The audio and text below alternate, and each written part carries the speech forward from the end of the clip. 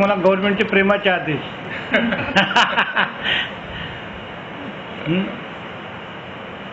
आयुष्याच्या विविध वळणावर आपल्याला गुरु भेटत असतात.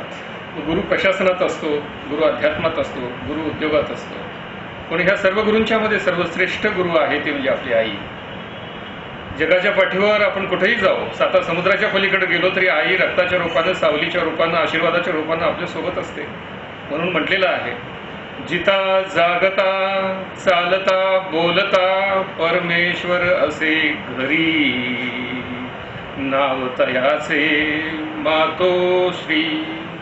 म्हणून देव म्हणत असे, माझे दुसरे रूप तुमच्या घरी, मग कशाला येता मंदिरी, झिजवाया पायरी.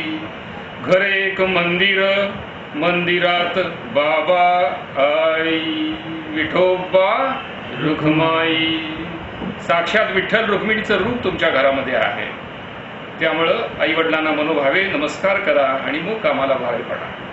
ओम शांती. तर पाहिलं काही युवकांनो, साहेबांनी एक श्रावण बाळाचा संदेश आपल्याला दिलेला आहे.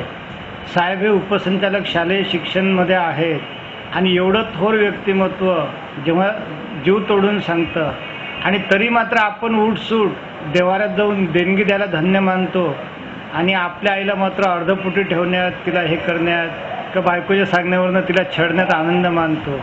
तर माझी सर्व युवकांना आणि सर्व नागरिकांना विनंती आहे की त्यांनी त्यांच्या आईवडिलांना सर्वश्रेष्ठ मानावं. आणि इथं साहेबांनी संदेश दिला की मंदिरातसुद्धा जाऊ नको असं देव म्हणतो. आईवडील सर्वात मोठे देव आणि गुरु आहेत.